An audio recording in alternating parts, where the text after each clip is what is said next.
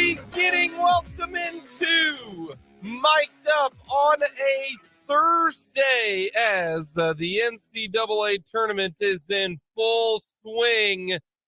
Game number one, already a back and forth affair with the Terrapins of Maryland leading West Virginia 32-30, nearing the end of the first half. Thank you so much for joining us here on this Thursday edition of Mic'd Up. It should be a lot of fun the rest of this day. We'll keep you up to date on all the scores and everything going on in the NCAA tournament.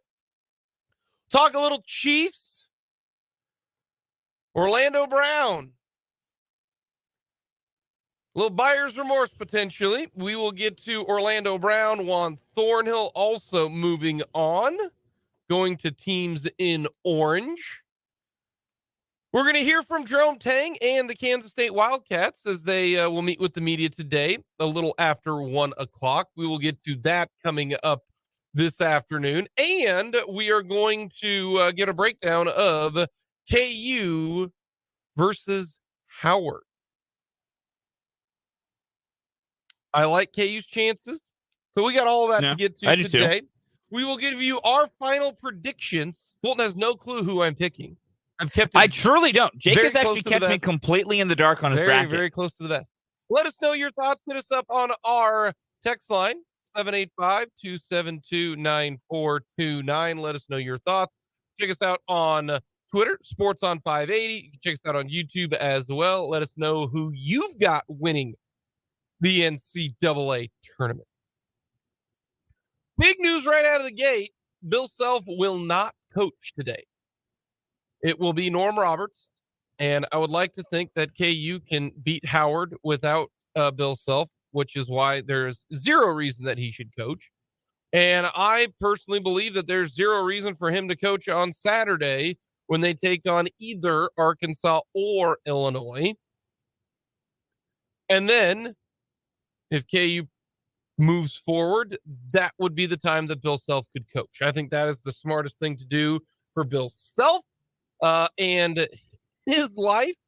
But Bill Self doesn't want to be soft because he practices what he preaches. But I think that's the smart move. I really, really do. I'd agree. Right now, we will try to get you score updates during every segment today here on Mic'd Up. And of course, all of our NCAA tournament coverage and KU and K-State's road to a championship brought to you by Lewis Toyota here in Topeka. I-470 in Fairlawn. Shop local. Shop Lewis Toyota.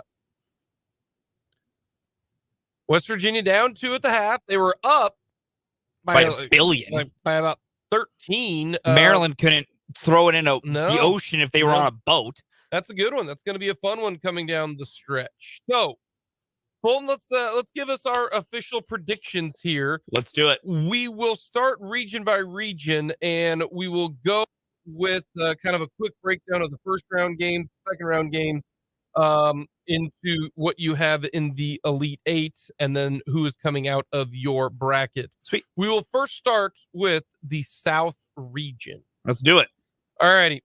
Here is a quick rundown of my teams that I have winning. I got Bama taking care of business. I have West Virginia winning today. So right now, pretty much a little dicey.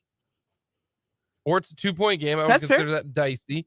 I got San Diego State, and I have got Virginia winning. So all chalk there.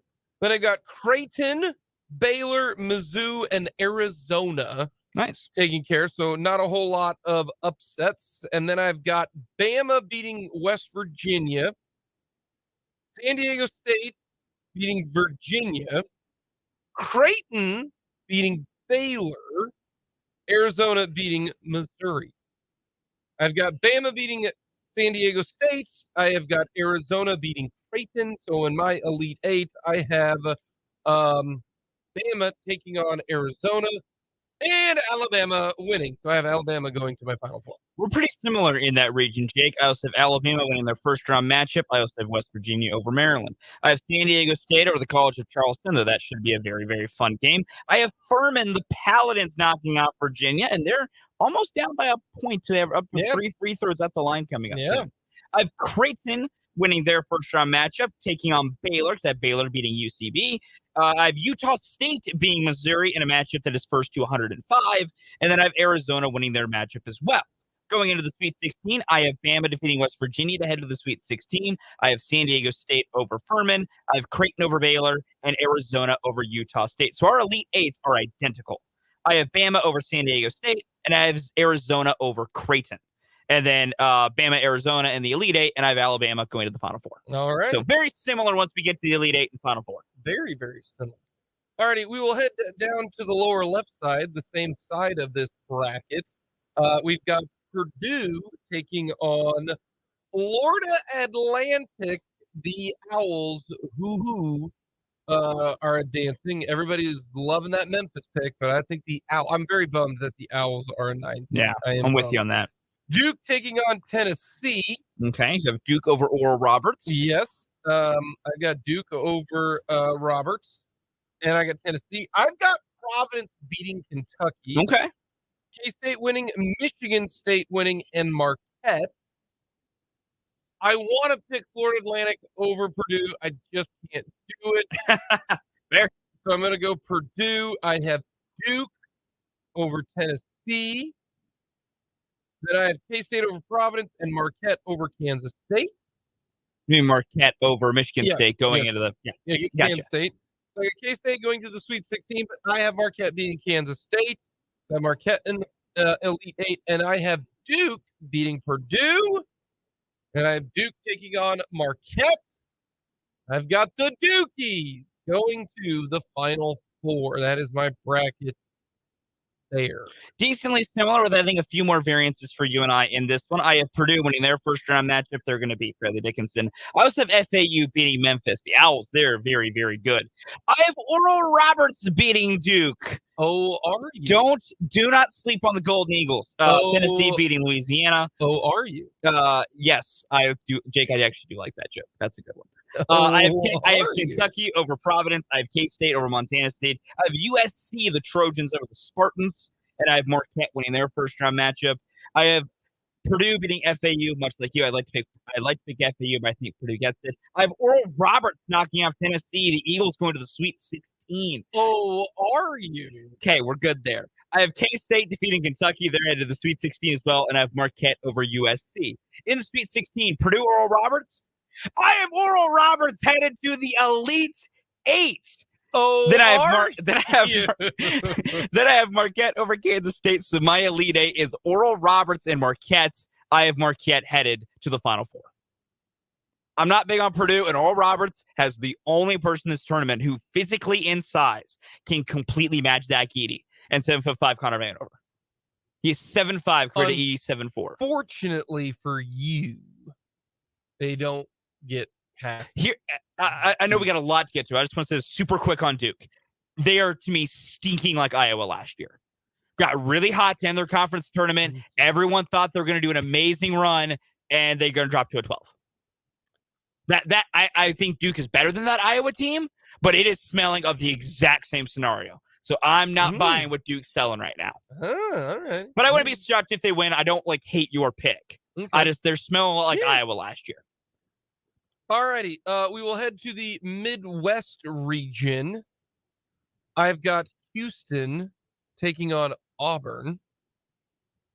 I have Drake beating Miami. Okay. That's a good pick. That's a sexy pick. I've got Indiana winning. I've got Iowa State, Xavier, Penn State, and Texas. We've got Houston advancing over Auburn. I have the Drake Bulldogs. That's right. Joe Yesufu's former squad to the Sweet 16. Xavier beating Iowa State. Texas beating Xavier. I've got Houston versus Texas in the Elite Eight. And I've got the Texas Longhorns. Hook 'em, headed to the Final Four. Not bad. I think this might be where we have some of the most differences in the early part of the round. I have Houston obviously winning their first round matchup, taking on Iowa. I have Iowa beating Auburn. So you like Iowa this year? Not Iowa. It's more I don't really like Auburn right now. I have Miami beating Drake. That might be my least confident pick of the entire round of 64. I have Kent State knocking off Indiana. Indiana is that great, and the the Flashes of Kent State. Pardon, that's a different one. Flashes of Kent State are very good. I have Pitt knocking off Iowa State. Iowa State not good. Put Pitt in. I have Xavier defeating Kennesaw State, which will be a very close matchup in my opinion. I have Texas A&M taking out Penn State, and I have Texas winning their matchup as well. I have Houston over Iowa. I have Kent State over Miami. Kent State to the Sweet 16 because Miami isn't good. If Miami gets past Drake, they're not getting the Sweet 16. I have Xavier beating Pitt, and I have Texas beating Texas A&M. And then in Sweet 16, Houston over Kent State. Sorry, Flashes, your road for sure is going to end right there. I have Texas over Xavier, so much like you. I have Houston and Texas in the Elite Eight, and I also have the Longhorns going to the Final Four. If Marcus Sasser's there, that's a very close game. I think Texas pulls it out, but without Marcus Sasser, I definitely would feel Texas there. That kind of depends, but I really think the Longhorns can do it. I think they got a lot of talent. Do you really, really, really, really, really think that the Longhorns are going to do it? Not that much. Okay. Then let's go to the West. I do have KU beating Howard. Bold of you to have that pick. That is bold. I've got Arkansas beating Illinois. I have to at least pick Arkansas at one round. Oh, of course you have to. Gotta keep the in-loves happy. I got St. Mary's taking on beating VCU. UConn taking down. I got TCU, Gonzaga, Northwestern, and UCLA. So a lot of chalk on that one. I've got Gonzaga beating TCU, UCLA beating Northwestern, KU beating Arkansas. Good pick. I want to pick St. Mary's. Okay. But I didn't. I picked UConn. Okay. Fair. So I got KU and UConn. I got KU winning. Oh, you have KU to the Elite Eight. I got KU to the Elite I'm Eight. proud of you. I got KU to the Elite Eight. I got Gonzaga beating UCLA without one of their point guards. That's a big deal. Marquez can't do it all. And then I've got KU Gonzaga in the Elite Eight, and I have got the Zags advancing. Drew Timme is going to score 40 on KJ Adams in the post. I want to dispute that. That matchup would be terrifying to have to deal with. Either one of the backup bigs. Drew Timme is Ernest Uday against Zubi Ejiofor. Not great. Yikes. Yeah, I don't agree. Funny enough, Jake, we have almost an identical round of 32. We have one difference for the round of 32. And you've got the Gales. I have KU and Arkansas. They're going to end up facing off. I have each of them winning their first matchups. I have VCU taking out St. Mary's. Oh. I don't like teams at the 5 line or the 4 line that play very slow. Low possessions open the door for lower seeded teams. I don't like it. So I got VCU over St. Mary's. UConn, I do have them beating Iona. TCU winning their matchup. Gonzaga winning theirs. And then UCLA and Northwestern facing off as well. I have KU over Arkansas. That should surprise absolutely no one a part of the show right now. I have UConn over VCU, so we have the exact same Sweet 16 there. I have TCU over Gonzaga. The Frogs are playing hot right now. I'm on the Frogs. Frogs might lose to Arizona State, though. I have Northwestern and UCLA. I have UCLA beating Northwestern. So my Sweet 16 is KU, UConn, TCU, and UCLA. Okay. I have KU beating UConn. That's more just a hope than an actual thing that might actually happen. And then I have UCLA beating TCU. I get UCLA's hurt. I still think they are a very, very good team, especially on the defensive end, which means I have KU and UCLA in the Elite Eight. And to the surprise of absolutely no one around, I have KU going to the Final Four. All righty. So our Final Fours are almost identical. I've got, not really. I've got Bama, Duke, Texas, and Gonzaga. So we each have Bama and Texas, and there are 2 differences near the bottom part. All righty. I have Bama and Duke duking it out. And I got Bama winning. Okay. So I got Bama in the title game. Wow. Getting them all there. Roll Tide. Bold to have the number 1 overall seed all the way to the title game. I've got Texas and Gonzaga. I have always been a big believer in the Texas Longhorns. Sure you have. I've got Texas in the title game. Bama versus Texas. Texas playing for a national title. Texas in the title game. I respect it. I think Texas has the easiest route. You beat some toothpaste. You take care of Penn State. Xavier ain't any good. And I think Texas is too big, too athletic for Houston. And then if Texas is taking on Gonzaga, they've got the big guys inside to handle Drew Timme. Okay. So I got Texas and Bama in the title game. I have in the matchup between Alabama and Marquette in the Final Four.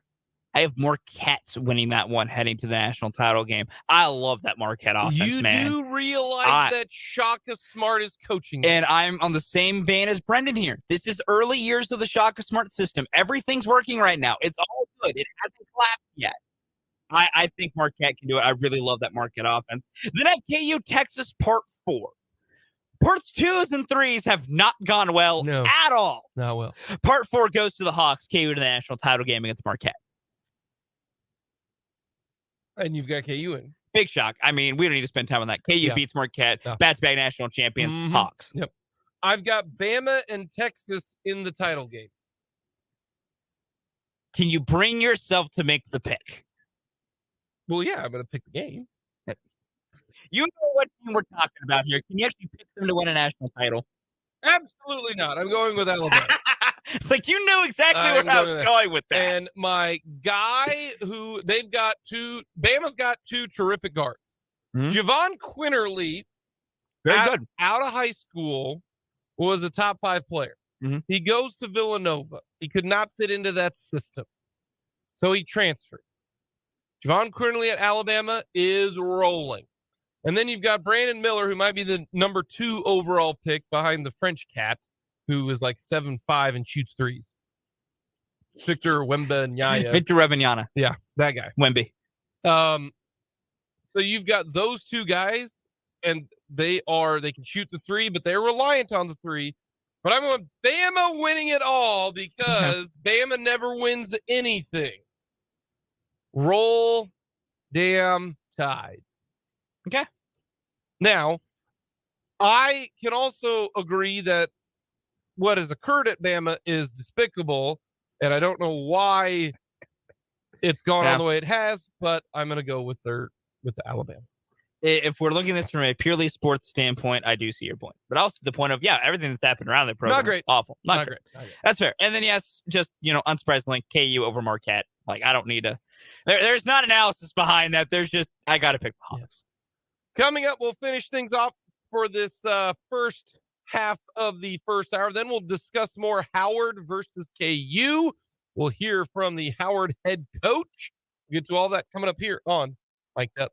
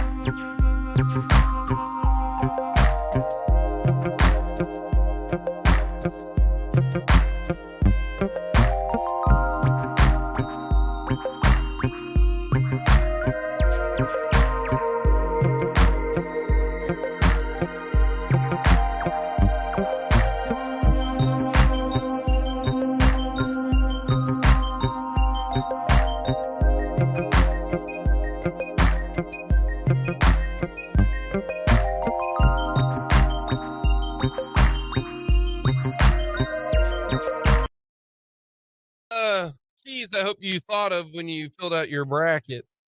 You have to have somebody in the top 15 of Ken Palm winning the whole thing. Do you have that? I think he finished in the top 15. I'm honestly not They confident are. of that. They are. I'm pretty sure. If they weren't, I was going to be very surprised. Yes. That's true. Do you have a 2 seed getting beat in the second round? I don't think I do. I think I have don't all the either. twos to the Sweet 16. I don't either. But every year outside of one here in the last 6 years, a 2 seed has bounced out in the second round. Or in the first round, in case of last year. It happens. So, do you have a double-digit seed in the Sweet 16? I have 2. Who? Oral Roberts and Kent State. Yeah, you do. I have 12 and a 13. You have to have a double-digit seed to the Sweet 16. Always happens. You have to. So, those are the rules. And do you have a 5 over a 12? Or a 12 over a 5? Oh, yeah. Oh, yeah. I do too. Mine's Yours is Drake. Mine's Oral Roberts. And you've got PCU. I do as well. Yes. So those tips when it comes to your brackets. Scores right now: Maryland 32, West Virginia 30, and at halftime, UVA leads Furman 32-27. Coming up next, we'll get to Howard and KU.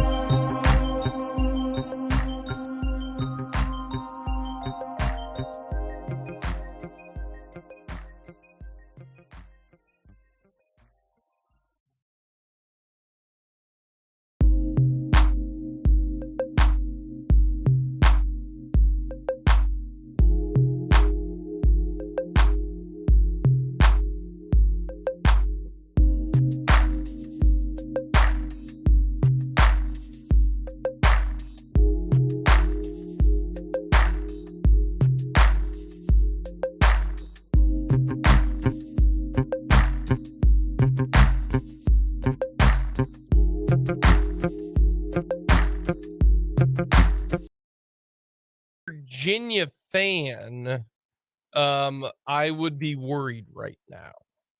And the reason being is that West Virginia, their best player or second best player, depending upon how you view Emmett Matthews, he's hurt right now. Ran into a pick and got his shoulder hurt, and boy, that guy was in some pain. He has left the game, and so Maryland up 4 right now with a lot of game left, 18 and a half minutes. But when a guy like Matthews, who averages 10 points a game, is not going to play for a half, that is going to cause some problems if he's not going to be out there. So right now, Maryland up 35-31 over West Virginia. The Mountaineers were up, I think, 16-3. I believe that's what it was. And now they are down by 4. So not great for the Mountaineers. At the half, Virginia is taking on Furman, and Virginia is up 32-27. So a very Virginia-like game going on right now. The game that I am most excited about today, that would be Utah State versus Missouri. That is going to start at 12:40, I believe. That game is going to be hilarious to me. Both teams score it with ease, and they will score it on anyone. Yes, Mizzou offensively is very, very good. Utah State offensively, very, very good. So that's going to be a fun one. Let's get to Howard versus KU. A 116 matchup is not very sexy. The Howard Bison are 22-12. KU is a 21.5 point favorite in this game. KU should have no problems in this game. Yeah. I mean, absolutely none. They should roll right along in this game. They tip off here in about 20 minutes. But if Fairleigh Dickinson played KU, all right, I would say, okay, let's break down Fairleigh Dickinson a little bit more. Howard is not Fairleigh Dickinson. All right. They actually looked pretty decent last night. Not gonna lie to you. That and Nevada just didn't even try to play basketball yesterday. No, they didn't. That was unfortunate. But KU versus Howard just doesn't, it's hard to get excited for this one. It really, remember when Penn was the 16th seed and was going to play KU, and everybody's like, this is going to be the first time. Everyone was just like, this is the first 16-1. People were actually picking a 16 over a 1, and Penn's the best 16 seed ever. Listen, I have spent an absurd amount of time watching Ivy League basketball. It's who I am at this point. Y'all need a life, man. Listen, I don't disagree. Ivy League hoops has become my thing. It just has. Penn was very good that year. I think they were underseeded that year as a 16. Like I said it at the time. Same time, they weren't going to beat KU. No. Like, it's just like, I think I think Princeton is a very fine team this year. Maybe 15 might actually be underseeding them a tiny bit. They're pretty good. They're not beating Arizona. No chance. Not a single one. See, I think Princeton could beat like Marquette or UCLA. But see, I don't. Not Arizona. I've watched a lot of Princeton basketball. No. Their style is not built for the top teams. They're going to give Arizona a run. If they do, I will be pleasantly surprised. I think Arizona controls that one from the jump and just absolutely smashes them. And there's no offense to Princeton. I like watching Princeton play basketball. You hate Princeton. It's cool. No big deal. I would rather see Yale win because they would have been seeded better, and I think they fit better for tournament-style basketball, but that's beside the point. Either way, we got way off track here. KU Howard.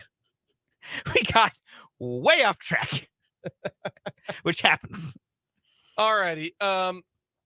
Howard doesn't do anything really well. Let's just put it that way. Like that's the thing. They don't do anything well. That's the thing. Like we talked about Fairleigh Dickinson and how, maybe as the 16 they would be interesting because they at least are, within I think the top 150 in Ken Palm on offense. They can score. Now, granted, out of 363 teams, they're 359th in defense. So that's why KU probably killed them is Fairleigh Dickinson cannot defend anyone at all. But Howard is, they're 205th in offense, 213th in defense. They're not good at anything. That's my point. They don't have a calling card for anything, and it's just like they're not a bad team per se. They're not like Texas Southern who got in with 20 losses, but they're just an team. Yeah, they don't do anything in enough of a high variant style to where you could really go, oh boy. Because the reason when you think about 16s and 1s, the reason we're rarely ever going to see them and why the Virginia one was the most likely of them all is Virginia plays a style that is the most vulnerable to upsets in the tournament. Like, that's why they are always a constant pick because they play so slow. The fewer possessions that you play with, the more high variance games can get you. The more a team just getting hot will kill you because you have now limited the number of possessions. Yeah, no, I'm with you.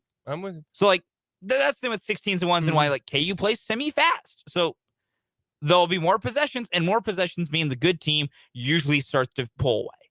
Just like I told you, with Matthews being out, Maryland lets them back in, and West Virginia leads it now. Let's go Mountaineers. 40-38. Perfect score right there. Perfect score. There we go. This game needs to end right there. Right now. Perfect score. Right now. Howard doesn't really have a dude. I'm sorry. They got even scoring. Their top 5 guys all score between 13 and 9. Which is nice. Balanced scoring. Hey, that's great. Yeah, except none of them can really fill it up. Here is what head coach Kenny Blakeney had to say about the Kansas Jayhawks. I had a chance to work with Jalen at the NBA Combine. He was on a team I was an assistant coach on, so got to know him a little bit and spend a week with him. So it's wonderful to be connected with him again in such this capacity. Kansas, first and foremost, does an unbelievable job in transition. So for us, getting back in transition defense and building a wall to kind of stop them, the momentum from getting downhill. Secondly, they do a great job with ball screens on pick and rolls. So that's going to be really important, our pick and roll defense. Thirdly, they do a great job of cutting within their offense, and for us to be able to see ball in man and be alert and communicating. And lastly, finishing possessions with defensive rebounds. Can we limit them to one shot? That's going to be really important as well. Thank you. You're welcome. What about Jalen Wilson and the NBA? Jalen Wilson will play in the NBA. He's really, really good. He's a guy that can really attack. He puts it on the floor and can go and score from 3 layers. I think he's done a terrific job of mixing up his game more. He's posting a little bit more this year, and he's shooting the ball really well. And then he plays with a motor on both sides of the ball that fits that level of basketball. I don't know if Jalen Wilson will play in the NBA. But then again, I didn't think Desmond Bane would be a stud. You were like, Desmond Bane, what is this? No, Desmond Bane's a nice little role player. I was like, yeah, Desmond Bane, TCU, yeah, NBA, good player. Him and his gigantic biceps are doing very well. I had no idea. I was so correct on Luka Doncic. I said he should be the first pick taken. I was right there with you, brother. The first pick taken. Oh, but Jake, he was only 19 and playing in, Euro League basketball. Yeah, which is the second best league in the country, in the world, and he was giving them buckets. Yes. So no, I said Luka was going to be first. I did not see Desmond Bane doing that. I don't know if Jalen Wilson has a career in the NBA because I think he's a tweener. He's not quick enough to be a 3, and he's not big enough to be a 4. So I don't know if he's able to the Perry Ellis problem. Yes. The exact problem Perry Ellis had. Yep. Except Jalen Wilson can shoot better than Perry Ellis did. So that is his only potential saving grace. I thought Perry shot it pretty well. Perry could not shoot the 3 because he would not take them. He started taking them his senior year, but it wasn't great. I'm gonna look this up here because you can try and prove me wrong. Perry did not shoot a lot of 3s. Okay. All right. You're factually just 1,000% incorrect. His career 3-point shooting was 43%. How many 3s did he take? He shot. He basically he was 1 for 2 in his career on average. Well, no, that was his senior year. Well, his freshman year and his sophomore year, he didn't shoot hardly any of them, but he was really good at them. But to say he could not shoot them, it's the larger point is he wouldn't. Like, he did shoot 64 his last year. Cool. But he shot 43% at him. Anyways, I just don't know if Jalen will do it. I think he has more of a European type of game, but I could be wrong. What about the point guard matchup? Here is Kenny Blakely from Howard. I think it's the most important matchup of the day. 2 guys that really make their teams go. For us, we're as good as Elijah Hawkins makes us to be. And I think that's the same thing for Kansas with Harris. He is correct. Yeah, factually. He is correct. Unfortunately, that is not the matchup that is going to determine this game. The matchup that will determine this game is the 5 players for KU are just drastically better than the 5 players for Howard. Is this the closest 1 seed spread? If I remember correctly, this is unless the Bama spread and the Purdue spread got bigger when they were put out. This is one of the biggest spreads of the weekend. When all the spreads were first announced, this was one of the only 20-point spreads. KU's a 21.5 point favorite. Bama 24.5. Houston 18.5. And then Purdue doesn't play until Friday. So I'd have to scroll on down a ways. Purdue's 22.5. Purdue's 22.5. So it's right in line with about of them. Houston has the narrowest 116. Yep, here. And that's probably because the question of Marcus Sasser. And just as I told you, when West Virginia had Emmett Matthews go out. You're like, oh boy, this is really bad for them. West Virginia is now up by 6, 44-38. I told you, just stay with me, and you are going to be great in this tournament. Mizzou out early, 12-6 over Utah State. Yeah, gonna need the Aggies and the Terrapins to turn the brains on a little bit. I thought any time that you've got a offensive team that can go from a Power 5 conference up against an offensive team that can go from a mid-major, always go team that can go against the Power 5. If it's a shootout between two teams who have got scoring, go with the bigger, more athletic, and the better competition team. That's why I took Missouri. Just because I think it's really fun to jump into this. That's fine. So you very much believed in this matchup to do that, despite the known fact that Utah State is 21st in KenPom and Missouri is 50th. Yeah. Mm-hmm. The fact that Utah State is both, per KenPom, only 3 spots lower on offense and over 100 spots better on defense. You heard me. Okay. You heard me. That's fine. And they are winning. Like, that's fair. I just want to point out in this matchup, Utah State might have been the better pick. Oh, they're overall. favored. They're favored. Yeah, 1.5. They're favored. But give me the dudes who played people over the dudes who didn't play people. And when Missouri played those people, usually more often than not, they got murdered. That's some good ones this year. I'll give Missouri credit for that. Yeah. I really like to give Missouri credit for anything, but they also got, ran out of the gym in Columbia by KU. Ran out of the gym. Yeah. Also, KU, Utah State, kind of different. Yeah. I'm just saying. Kind of different. I'm just saying they played, kind of that high major competition you're talking about and didn't go. And that was early on for Mizzou. I will always take the team if they're both the same. Like if their makeup is the same, give me the team that played the better competition. Okay. But we will find out. Okay. We got lots to get to. We are going to hear from the K-State press conference. That's supposed to start at 1:05.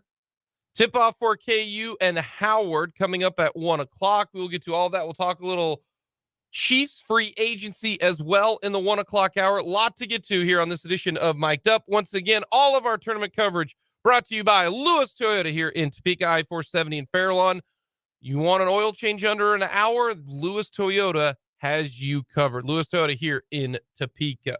Coming up, we'll finish off this noon hour coming up next.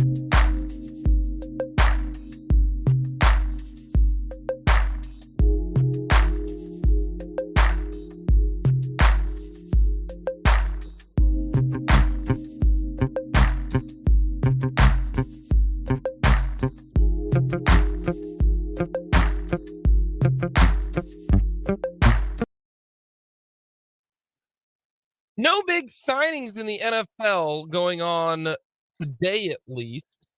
I do find it funny that Aaron Rodgers says he plans on signing with the Jets. Do you realize that if the Packers wait until June 1st, they'll save just an insane amount of money on the cap if they trade Aaron Rodgers after June 1st? Doesn't surprise me. So what says the Packers should trade Aaron Rodgers before June 1st? No, now that all this has been out in the open, the Packers have all the leverage. And I've been hearing a lot of people on the internet being like, how do the Packers have any leverage? How do they have any? It's very simple. The Packers' options are keep Rodgers.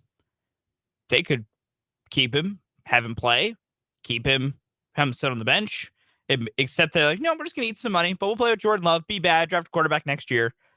Or you can be the Jets, to where you've put all your eggs in the Aaron Rodgers basket. Correct. To where if you don't get him, what are you doing? Like, the Packers have every ounce of leverage right now to get whatever they want from the Jets. Because the Packers being willing to make this move signifies they're willing to eat some money to not deal with Rodgers. And I saw someone be like, is it worth it to alienate a franchise legend? Buddy, it's already been alienated. It's already done. It's Favre 2.0. Like, no. So, yeah, no. Because Rodgers said, like, I plan on playing for the Jets. That's what I want to do. The Jets being very open of, like, we're doing all these things that make Rodgers sense. All this leverage is for Green Bay. And they're going to trade him. They're going to do it. Like, they're just going to be patient. They're going to get what they want out of the Jets for this. I agree. And they'll get it all done. Like, Aaron Rodgers is going to play in New York. It's not like the Packers are going to sit here and not do anything, because I think it is in their best interest to do something. But no, Green Bay could literally go to Aaron and go like, hey, the Jets aren't offering us anything good, so we're not going to trade you. So either play for us or go ahead and retire. And Aaron would probably retire. We will get to the K-State press conference. It'll start around 1:05-ish. We will head to that press conference coming up. We'll give you some updates throughout right now. Virginia up 10 over Furman. Mizzou up 6 over Utah State. And West Virginia taking care of business against Maryland by 8. Get a quick timeout. Coming up, we'll hear from Jerome Tang and the Wildcats.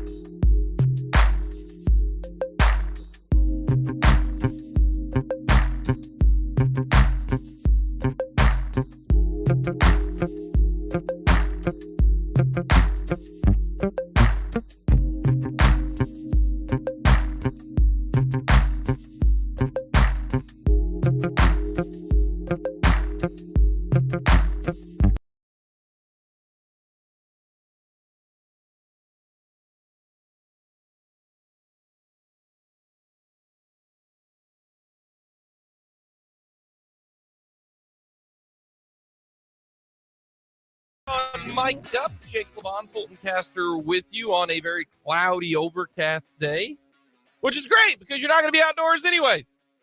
You're going to be watching all the hoops action, and right now there are some terrific games going on, including the Kansas Jayhawks taking on the Bison of Howard, and KU off to a 5-2 start early on. West Virginia leads Maryland. As I say that, Maryland scores. It is now Maryland. What a fun game that one's been. It's been really fun between Maryland and West Virginia. 52-51, Maryland leading. You've got the Virginia Cavaliers up 42-35 over the Furman Paladins. And for the last game being played in the first wave, Missouri taking on Utah State. It is 23-18. Missouri leading Utah State. So a lot of good games. I mean, a lot of really good games. We love it. We love it this time of year. And this is going to be fun. This is the two best days of basketball. The first wave will continue with Alabama at 1:45. And then Charleston will take on San Diego State, Princeton, Arizona at 3:00. And the best game of the day might be Arkansas, Illinois. But let's head to Greensboro, North Carolina for K-State's press conference. You got Jerome Tang, Desi Sills, Keontae Johnson, and Marquise Noel at the dais. And let's go to that press conference. Reminder that recording these press conferences on cell phones or cameras is prohibited. Who has the first question, second row, right in front of me? Eric Young, K-State Online. Keontae, just what kind of problems can Montana State pose to you guys if they're playing their best basketball? They're a real good team at getting to the foul line. So we just we've been practicing and preaching about guarding without fouling, just doing what we could do and what we control, and fouling is one of the things we can control. So, and they get out on the fast break and get their points. To our right. Hey guys, this one's for any of you. Zach Martin, KSNW in Wichita. All of you guys are seniors. You guys all have experience in this tournament. Is there anything that you guys are trying to teach the younger guys on the roster to try to get them ready for tomorrow's game? We'll go far right and work our way left. Desi. I just feel like we're trying to set a standard, trying to build a legacy for the younger guys that this is what you want to play in, the best team in the country. So we're going to keep on working hard and try to keep doing what we do so they know what the standards are when we leave. Marquise. I don't have any experience. I haven't been here, but I mean, I have guys who's been here. They told me, this is the best type of basketball you want to play in. It's fun, it's March, and everybody's competing for something. So I just tell the young guys to embrace the moment, enjoy it, because you don't get opportunities like this too often. So just embrace the moment. Keontae. Same thing with Keith saying, just telling everybody to enjoy the moment. I mean, this is where we grew up trying to play in, and for us to be here, like all my guys is excited and we're just ready to play and showcase how much we love each other and the freedom that we have. Our next question, in the middle of the room. Parker Cotton with the Bozeman Daily Chronicle. Desi and Marquise, I was hoping that you could follow up with what Keontae opened this press conference with and just say, over the course of film study this week, what have you noticed about Montana State? Who have you noticed about Montana State that you're going to have to be mindful of tomorrow? They have a lot of experience. So I feel like, just with them losing to a Big 12 team last year, they have a chip on their shoulder. So they might come out extra aggressive. But they are good at getting to the foul line. They're good at turning people over. So we had a stat that whenever we have 11 or less turnovers, we are undefeated on the season. So that would be the goal, coming into Friday's game. Like Marquise and Keontae said, they're a very good team getting to the free throw line. Like they one of the best teams in the country doing that. So we just got to come in and control the game, 11 or less turnovers, and just do what we got to do to try to impact the game and win the game. Second row. Hey guys, Tim Everson, Manhattan Mercury. Really for any of you, you guys have really kind of embodied that underdog mindset throughout the year, being picked 10th going into conference play, all that stuff. You guys are, you're the 3 seed going against the 14 here. What do you need to adjust to go from being the hunter to the hunted? We'll go left to right this time. Keontae. I mean, we just got to focus on ourselves. We know what it takes to be the hunted team or the hunter. So we've been in that position before. Like in conference play when we was going on a winning streak, a lot of teams was trying to play their best against us. So I feel like we do a good job at adversity and just trying to keep each other confidence up and playing at a high level, really. So just got to do what we got to do, go today and win today, really. So Marquise. So I feel like we still are hunting, no matter, what seeding that they give us. I still feel like we have a lot to prove, including myself. And I know that, this team is hungry. So, we still hunting, even though we have a higher seed than everybody. This tournament is about, having fun, creating madness, and we have a lot of special things that we want to accomplish as a team and individually. So I just say, keep that chip on our shoulder. If we keep that chip on our shoulder, play with the joy and love that we've been playing with all year, it's hard for teams to beat us. I feel like we doing like what we need to do, but at the end of the day, we getting hunted, but like we still playing like the underdogs because we coming off a 2-game losing streak. So we want to show everybody why we one of the best teams in the country. So we're gonna come out and execute and try to make a run in this tournament. Middle of the room. Victor Flores, 46 Sports. What did you guys learn most from the last game, and how has this week off or so been? What have you guys kind of been focusing on the most in this playoff? Desi. Me, yeah.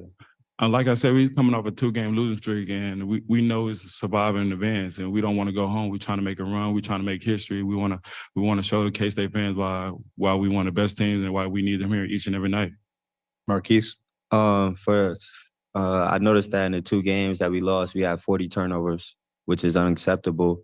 And for us, that's our biggest issue. So if we can, control that, which I think we are, because we want to win that bad, then we'll be successful. So I just say the 2 games that we lost, turnovers have been an issue, and we got that cleaned up these last 2 practices that we had. Deontay. Same thing what Keith is saying. I mean, we had a lot of turnovers the last 2 games and a lot of fouls. We sent the team to the foul line a lot.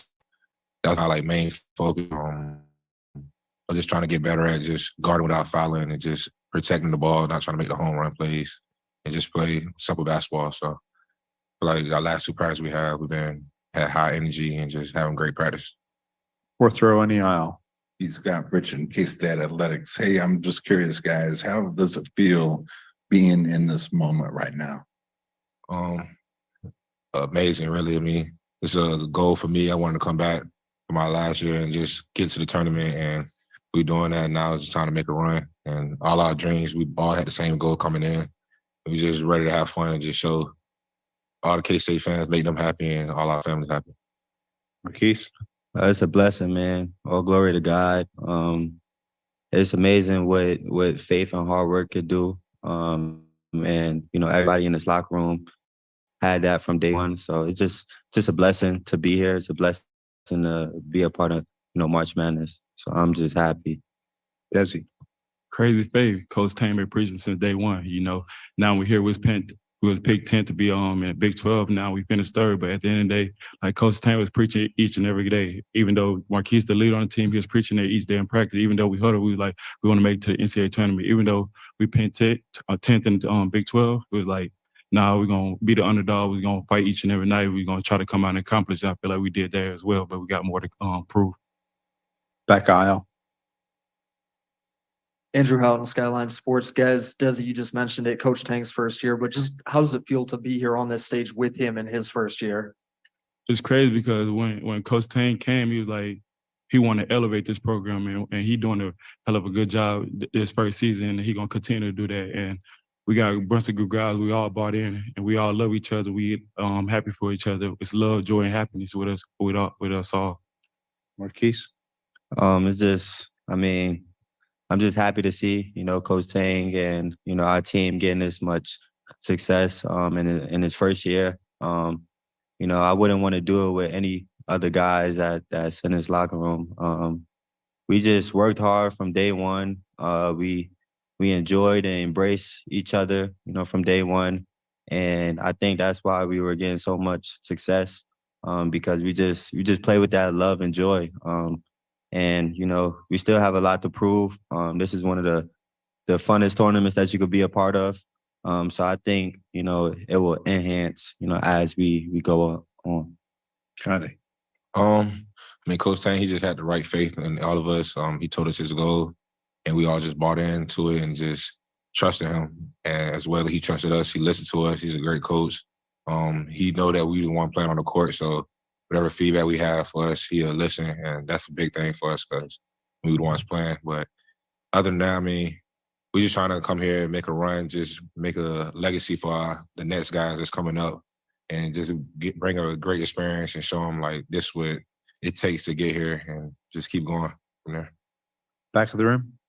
Austin Parr, SWX Montana. A little bit of a different question for you guys. What, if anything, do you know about the state of Montana? And then a little bit of a follow-up. Have you seen Yellowstone? Nah. I don't know nothing about Montana. Yeah. You can educate us on it, though, if you want to. What, you got anything? You got anything? You got anything for us? All right. You've stumped our panel. To our right. Marquise and Desi, TJ Cleveland, KWCH. Everybody knows Keontae's story about how the transfer portal helped him get here. But for you two, Marquise, this is your first March Madness. Talk about how important the transfer portal was and, just kind of looking back, how it kind of changed your career. I mean, transfer portal was big. I feel like it's great to use it if you use it in the right way. I feel like our team and our coaching staff did an amazing job of picking the right guys, for this program, for K-State. And I feel like, just everybody that, Coach Tang and the coaching staff wanted to pick in the transfer portal, they were going to be about winning. They were going to be good quality men. And, they were going to have a background of just, being good people. And I think we used the transfer portal the correct way, how it should be used. And I'm just happy with that. For me, it's like Coach Tane, my route was different. I didn't get to campus till October. And Coach Tane and his coach staff each and every day value like crazy faith. I didn't know if I was going to be here or not, but they believed I was going to be here. So I just want to give a big shout out to their staff and whatever they did to me, because I was on film each and every day with them. It kind of emotional because I ain't know. Coach Tane kept on having that crazy faith. You're going to be here. You're going to be here. You're going to get here. I'm getting on the phone with Marquise. It was on FaceTime, Zoom, and et cetera. It's like, man, you're going to be here to stay focused, stay locked in. And I'm here. And I'm living out the dream that I always want to live out to. And I always want to get back to the March Madness, and I'm doing it. And we was picked 10th last. And we finished third. That's a blessing, man. I'm telling you, I'm so happy to be here with these guys. I love these guys. Love the coaching staff. Man, I'm just ready to go out there and give it the energy, enthusiasm, and have fun with these guys. Last question, second row. Desi, just going off that, can you kind of explain how close was it for you not getting to campus in time? How kind of tenuous was that until you finally got here and then got settled? It was very close, but I'm here, so that's all that matters. We moved forward from what I had to go through. Now I'm here. I feel like I'm a factor on the team. They believe in me. I was gonna do whatever I gotta do to help the team win. So the past don't matter. It's all about the future and how can I impact. All right, thanks guys. Great job. Appreciate y'all. Yeah. So that is the players for Kansas State, and that's a great point about the transfer portal. All three of those guys, transfer portal people. So any K-State fan who's like, the transfer portal, all three of them guys come from the transfer portal. Every single one. Every single one of them. We will get a quick timeout, and when we come back, we'll hear from Jerome Tang. The pinning ceremony at Interim Hospital.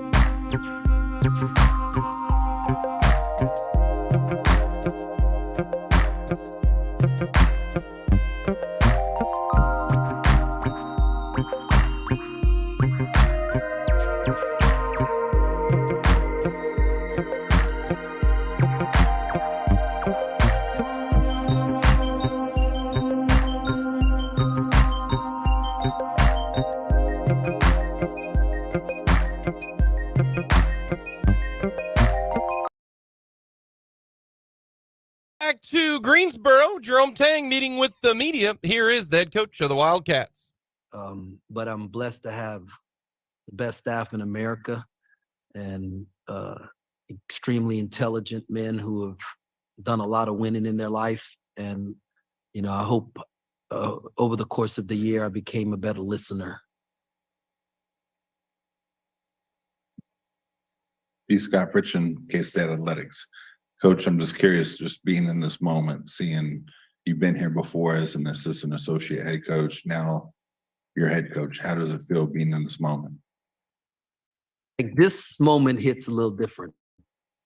Like everything that we've been doing up to this point, it's kind of like, it was, hey, I know what to do. I've never sat here with my name here. And so it kind of becomes real, not real in the magnitude of what we have to go do, but real in the magnitude of what God has done for me in my life.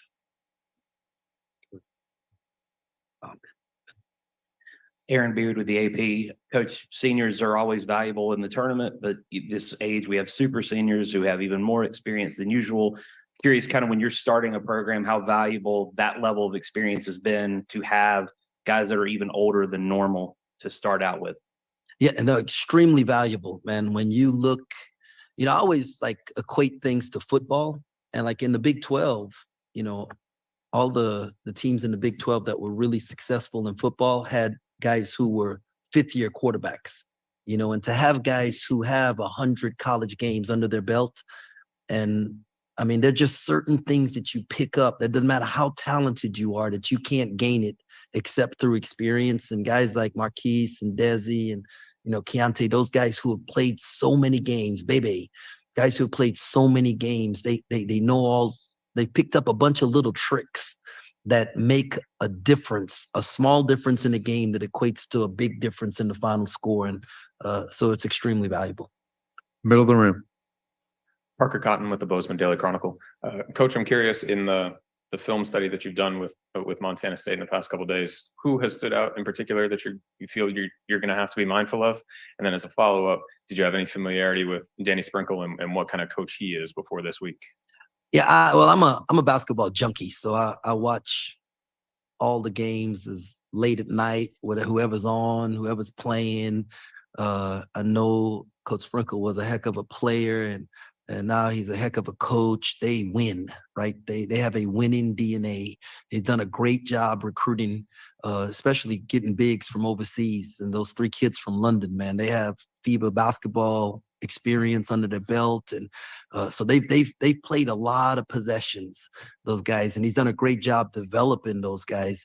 And then at Baylor, we played Washington when Raekwon was there. And he scored double figures against us there. So I know what kind of talent he is. And, watched him in the tournament last year. And, obviously that wasn't the result they wanted or the showing they wanted to show. So I know all summer long, these dudes have been preparing for this, right? This is not a 1 week or 3-day preparation for them for this game. This is a whole year that they've been preparing for this game. So I know they're going to be ready. And I told her it's going to be a 40-minute grinder, right? They've got big, strong bodies. They get to the free throw line. They make more free throws than their opponents shoot. They're extremely physical and extremely well coached. So I'm looking forward to the opportunity. Back right. Blair Kirchhoff with the Kansas City Star, and you may have answered some of that with this question, but so in the preseason, you guys are picked 10th. And I can see where that can be used as motivation for a team. Well, now you're in the tournament as a 3 seed playing a 14. You're the favorite. They're the ones that the opponent's the one that wants to come after you. So how do you want your guys to approach the game mentally? We removed the numbers from the bracket, and it's one team against another on a neutral site. We know they're going to be prepared, and we're going to be prepared, and we don't want them to chase us. We want to be the guys doing the hunting, and I'm sure they're going to do the same thing. So once that ball is tipped, the ball doesn't care about numbers or who's seated higher. The ball, you got to go make it happen. Middle of the room in front of me.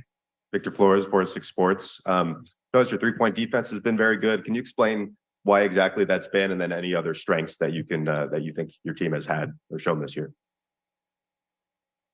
Man, point of emphasis for us. Hopefully we stop the best shooters from shooting the ball and let the guys who aren't as good shoot. Didn't work out too well against TCU or West Virginia the last 2 games. So, I don't know about that. So, but I think our guys take pride in guarding. To our right on the aisle.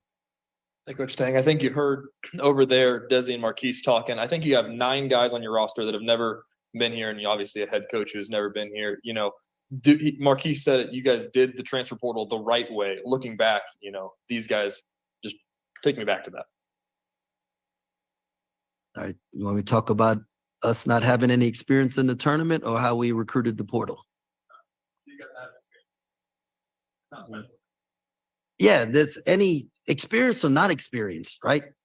Every kid is like kids all over America watching this thing right now, whether their teacher's cool enough to let them watch it on TV or they got to sneak and watch it on the phone, right? They're going to stay up late tonight and watch games. You know, I mean, that's just, you dream about this. You can go out in your backyard afterwards and, you know, shoot shots and imagine you're in the tournament. So just to have this opportunity, right? It doesn't matter if it's your first time or your fourth time, it should never get old for you. And so it's just a tremendous blessing that we have this chance. Stay right here. So that is for Kansas State and head coach Jerome Tang, part of his press conference. We will finish it up if he's got a little bit more to say, but Kansas State discussing things about the NCAA tournament game. A lot of interesting games going on right now. The Hawks need to figure it out right now. It is tied up at 24 against Howard. Did not see that coming. Still a lot of time left, 8.5 minutes to go. West Virginia melting down a little bit. They are down by 3 with 2 minutes to go. We'll get to some more score updates coming up after a little market update. We'll get to more of what's happening. All of that coming up here on Mic'd Up.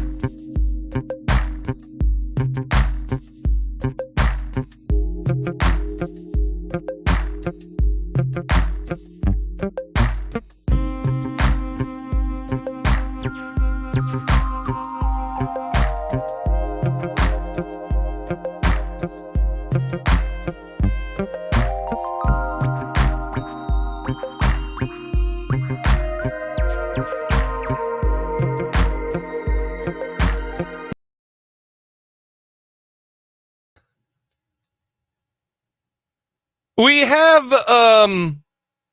the segment called On Second Thought every single Friday because we would like to make we'd like a mulligan sometimes, you know? Sometimes you're wrong, and it's okay to be wrong. I would like to apologize to the Bison of Howard because right now they are shooting it like the Baylor guards. They can't miss. Right now, KU leads 33-31, and Howard is 52% from the field, 50% from deep, and perfect from the foul line. KU, 54% from the field, 50% from deep, and 100% from the foul line. And I decided before this game that Howard stinks and that KU would just kind of play with their food. And I took the under on $147.5. I was like, man, this is going to be like, you know, it ain't going to be a game. It's going to be low. Buddy, we're going to end up probably pacing for like 160 in this game. Easily. Right now, it's 33-31. We still got 6 minutes to go in this one. Oh, my goodness. So not great. Not great if you are betting on the under for KU. They're just making everything, like making absolutely everything.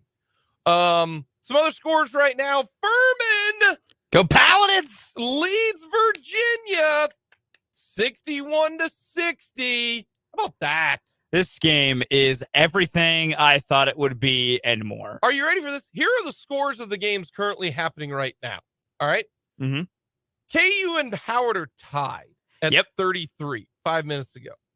Furman is up 3 with 2.5 minutes to go.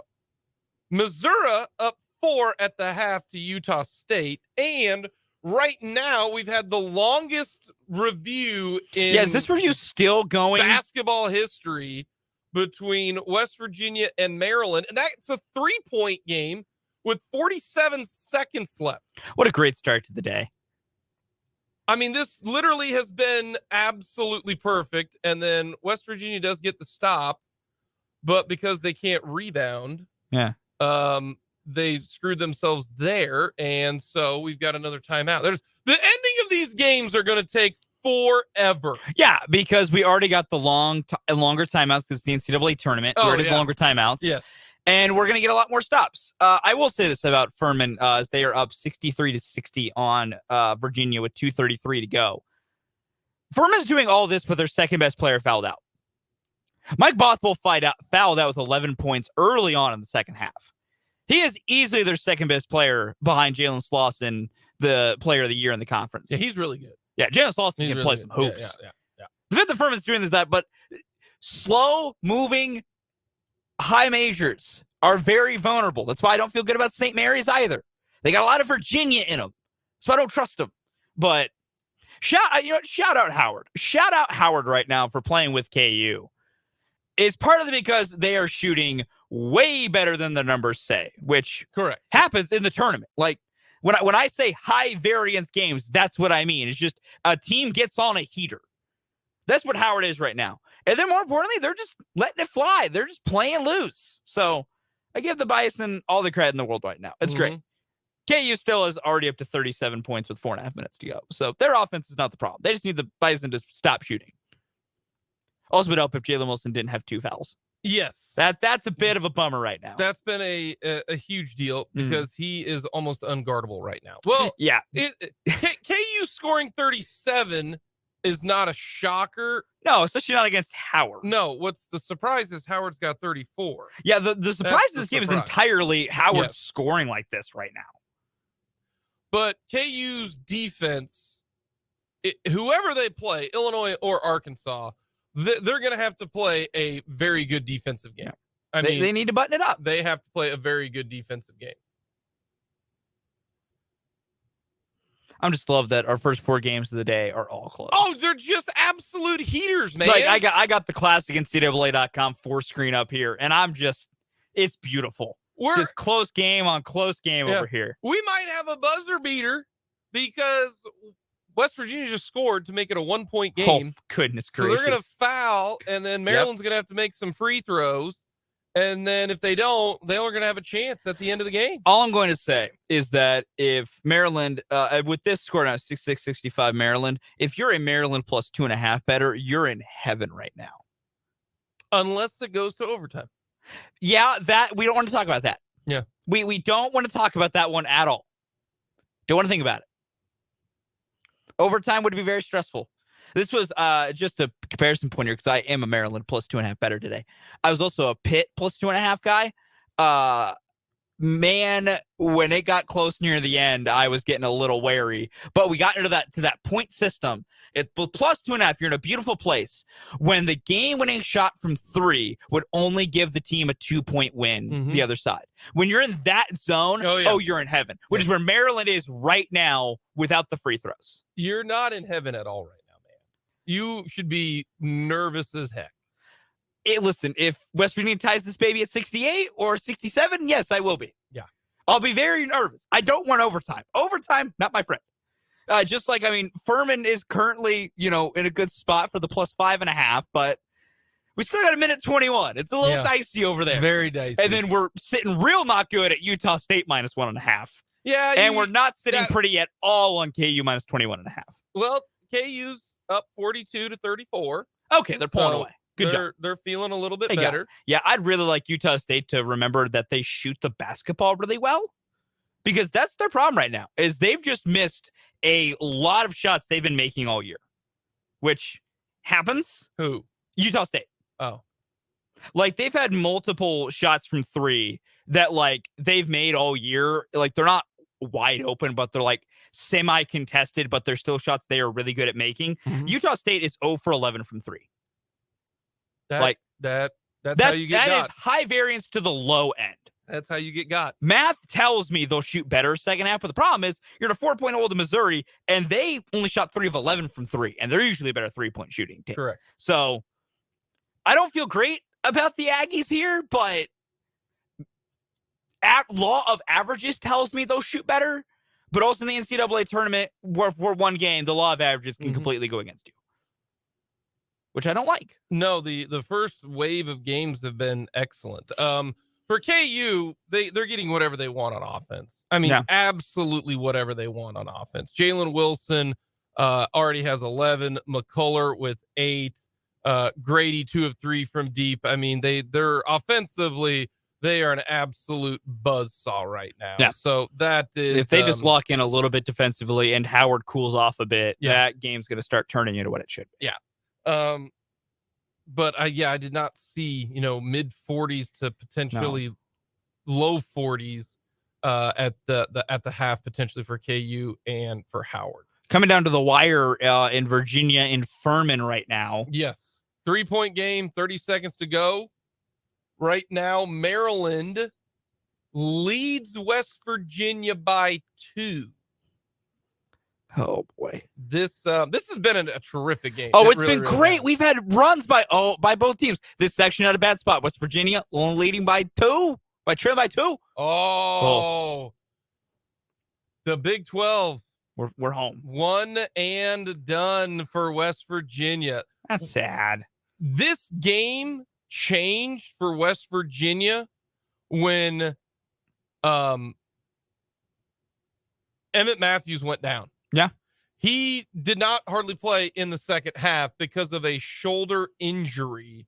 But West Virginia loses to Maryland. That West Virginia should have beat Maryland. Like this is not good for the Big 12 right now. That is a game that they should have won. Now, granted, it was a game that was going to be close. There's a reason the line was 2.5 for West Virginia.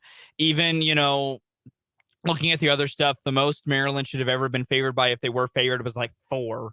So this was going to be a close game no matter what. So it's not a horrid loss for West Virginia, but the fact that they led by a lot of points, at so many points, that's what makes this a bad loss for West Virginia. They had multiple 8 to 12 point leads in this game. Yes. You can't blow 3 or 4 to 5 possession leads. You just can't do that. No. That's a loss that Bob Huggins should be upset with. Oh yeah, and we He know really Huggins. He should. will be. That's not going to sit well with him tonight. No, that isn't. Howard just won't go away. Keep on coming. There's so many points in this half. Yeah, that's incredible. I did not see this one at all. I thought the West Virginia Maryland game would be the high scoring one. Yeah, and it was actually relatively low scoring. Oh yeah, no, the under hit in that one. Yeah, so I didn't know what the total was, but it finished 6-7-65 is what, 132? 67, 65, yeah. I Yeah, think the line's like 132. 138, 139. Okay, yes, I mean that under hit pretty comfortably. Yeah. So a lot of these games and are actually, every one of them is a low scoring game except for the KU Howard game. Yeah. Honestly, yeah. KU Howard's the only one where someone's starting to pull away a little bit here. We'll get a quick timeout. Coming up, we will get to some more news from Jerome Tang. We'll get an update. KU and Howard will be at the half. We'll talk a little bit more Chiefs free agency. That's all coming up here on Mic'd Up.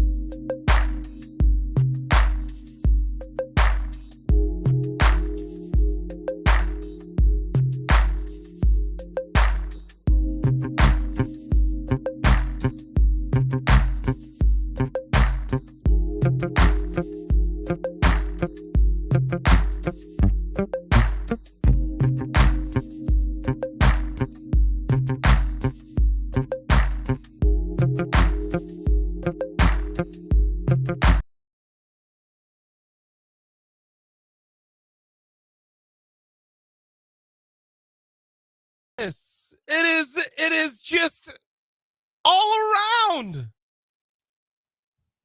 The Paladins of Furman advancing. Told you.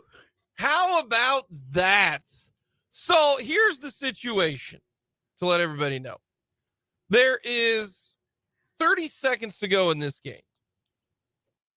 The Paladins go to the free throw line down by 4. They make both free throws. It is a 2-point game. There is 16 seconds left. Virginia has the ball. They're up by 2 with 16 seconds left with the basketball. Just accept getting fouled, or you know what? Live with a turnover in the front court if you burn off 20 million years of the clock. And they trap veteran point guard Kihei Clark. Which is many people have made the joke before me. He's been playing with Virginia since Ralph Sampson was there. And he gets trapped. He doesn't know what to do. So he thinks that there's nobody in the in the backcourt. So he just chucks it down the field. The problem is that the Paladins had somebody playing free safety. He intercepts the pass, throws it up the court, wide open 3, splash. The Paladins now up 1 with 3 seconds to go in the game.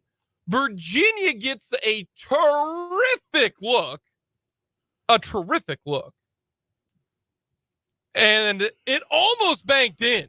It almost did. Banked in. But Furman advances. What?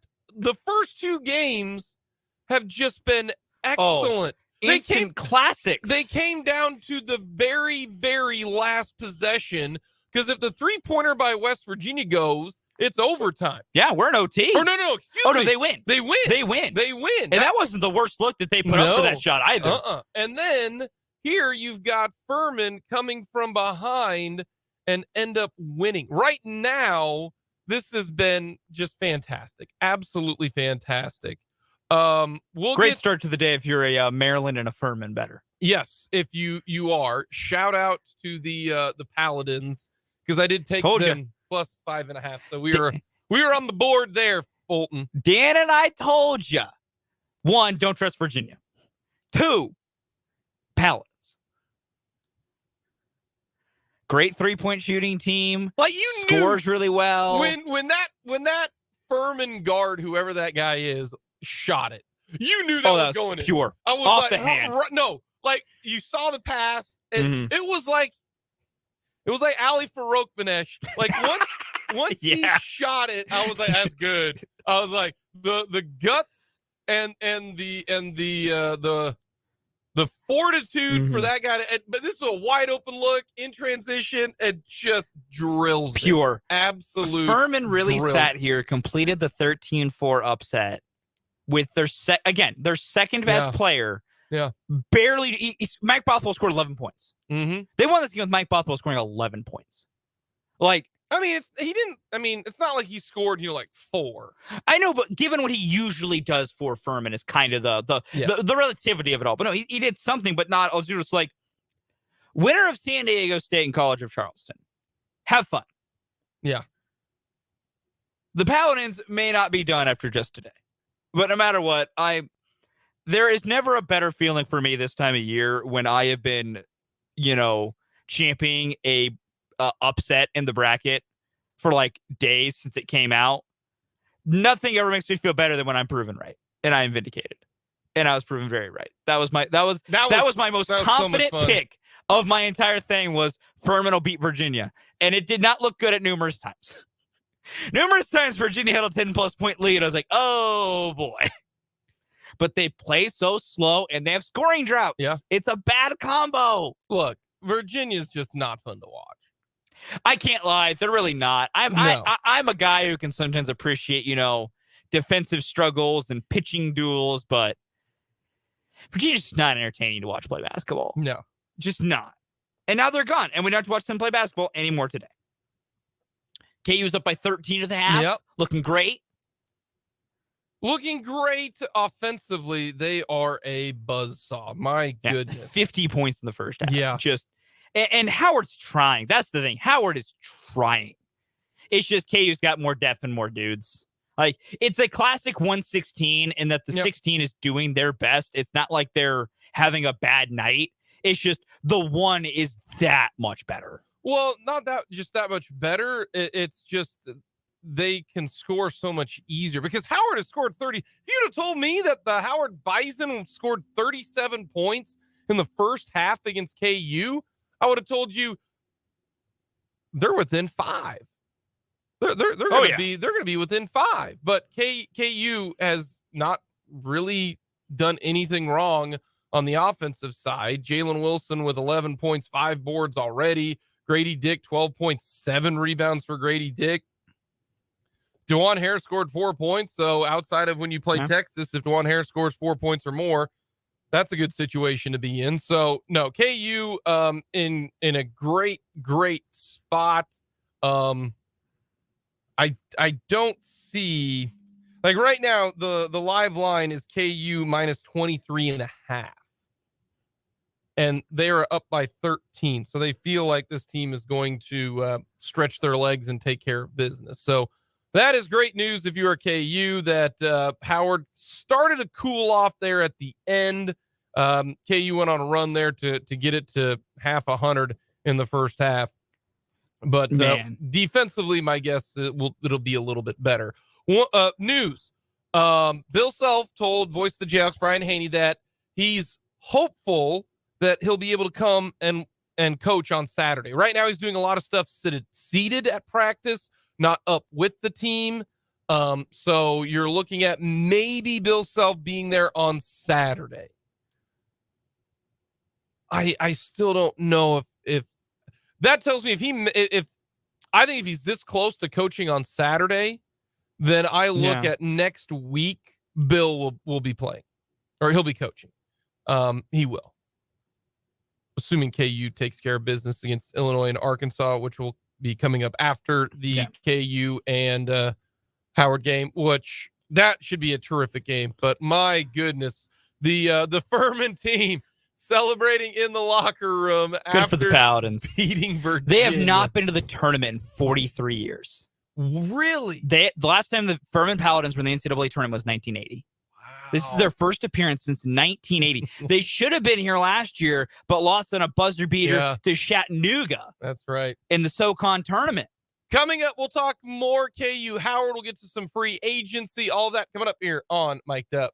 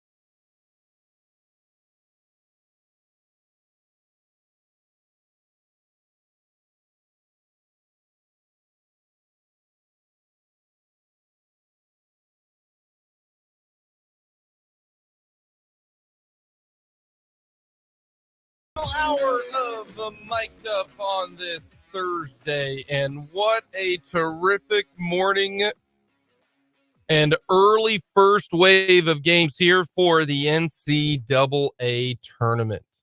Jake and Fulton Caster with you.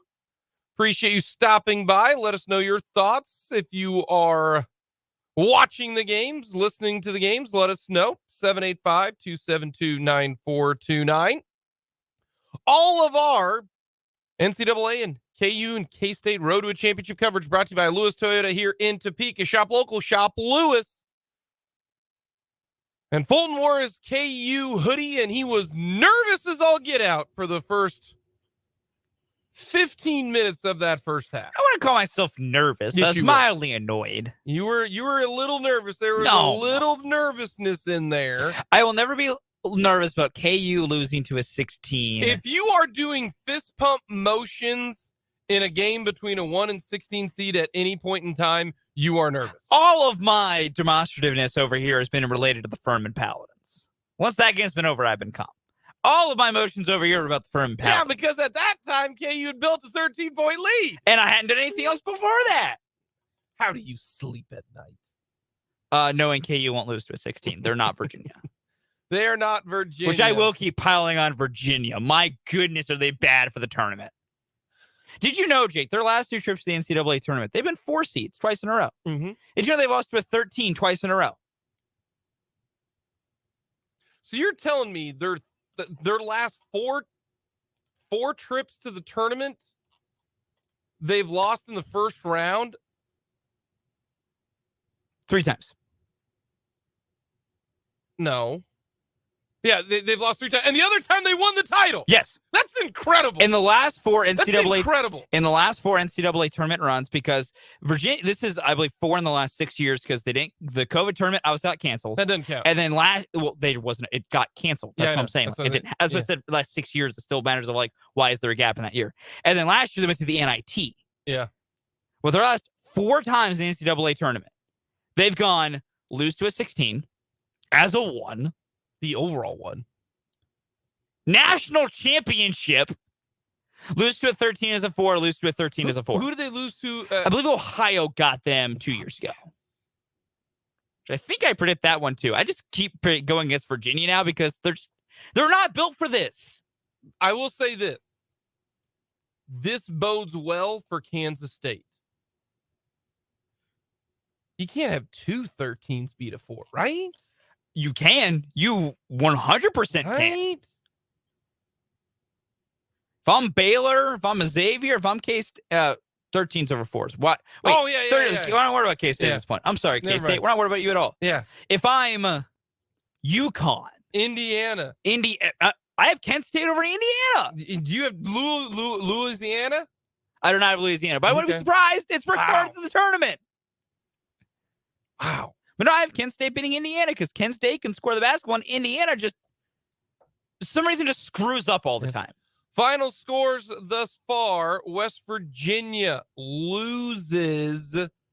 Maryland beats them 67-65. West Virginia had a shot at the buzzer to win it. We did not have an actual buzzer beater last year where shot, Game buzz, over. Yeah. game over. No.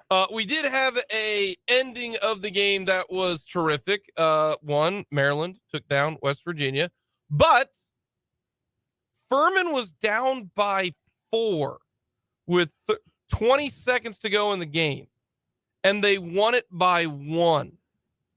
2 made free throws, a turnover, a 3-pointer, and the last second heave by Virginia, and the 13-seeded Paladins win 68-67.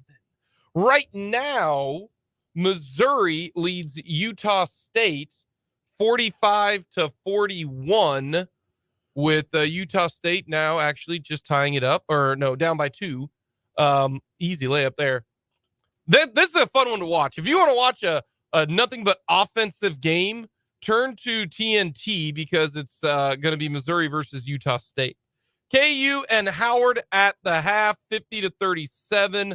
KU in control late.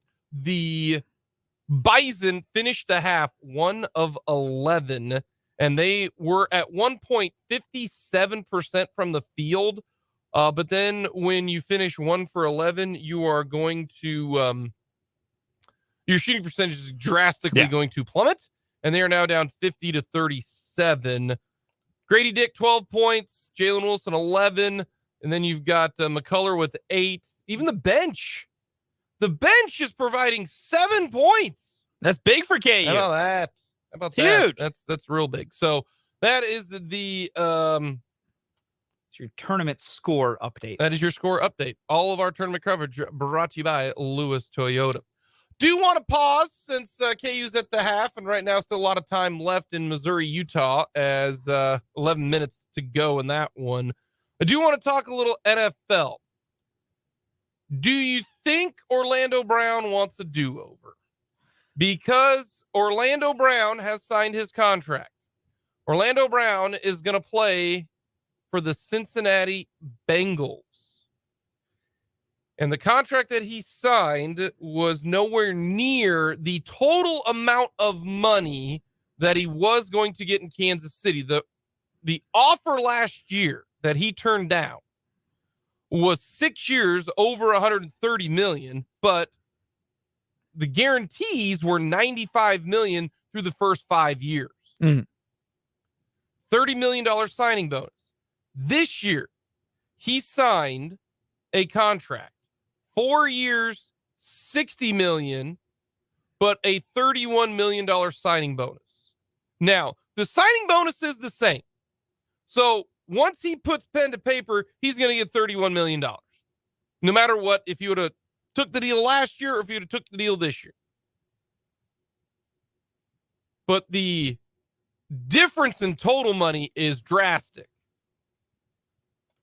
The thing to me about this, I think the Kansas City Chiefs just didn't want to pay Orlando Brown. Because if the Chiefs offered this deal to Orlando Brown, let me rephrase that. I want to back up just a second. Is this deal that he took was oh crap, my market is completely plummeting, I better take this deal? Or did the Chiefs offer this deal? He said no. They moved on. His leverage dropped. I wonder if the Chiefs offered this deal to Orlando Brown. I think the Chiefs offered something similar to Orlando Brown to this deal. Like, I mean, I'm surprised if the Chiefs and offer and the Bengals offer were kind of close. I think Orlando was still betting on himself, and the Chiefs were like, we're just going to do it this way. I'll be honest. I think they offered him less because I think the Chiefs view Juwan Taylor as a better player. And we learned this more as we were hearing more things. Orlando Brown's market was also crashing because we're learning more and more. The league views him differently. Yeah. Majority of the teams in the league view him as a right tackle. That is what they think he is. And he wants to play left, so that shrinks his market up. I bet there was bigger money from other teams. But Orlando also said this, basically said a version of this. I don't know the exact question. I'm kind of paraphrasing here. After the contract notes and conversation was released, basically said it was important to him to play for a winning team and a winning quarterback. Which there were some people who were reading way too deep into the tea leaves with that, as if it was some shot at the Chiefs. It wasn't. Calm down. If you're one of those people, you are begging for a reason to hate Orlando Brown. Grow up. What his point was, he wasn't going to go play for a bad team. Because think about the teams he's played on. Baltimore as a really good team. The Chiefs, he won a Super Bowl. He wasn't going to go play with the Bears because he didn't want to play for a bad team. He wanted to play for...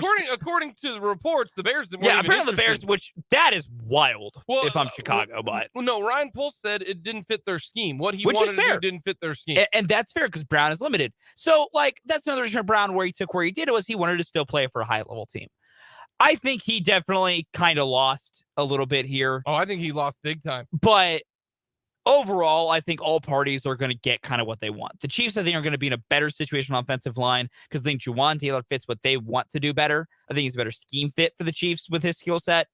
And Orlando Brown gets to go be paid to be a left tackle gets, I think it's the biggest signing bonus for an offensive tackle See, ever. and that's the thing is he got a big signing bonus, but his overall guarantees were not what the Chiefs were offering last year. My thing is last year to this year, he made a mistake. Yeah. I thank Orlando Brown. Orlando Brown helped the Kansas City Chiefs win a Super Bowl. Yeah, I forever appreciate grateful. that.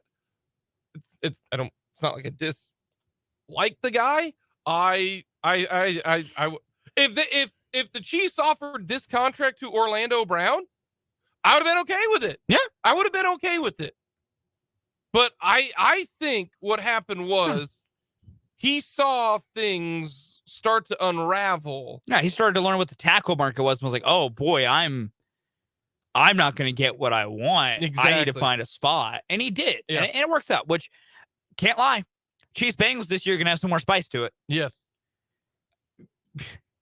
This is all I got to say. And the way the Chiefs line up their defense, it won't happen because of the way they've been rushing.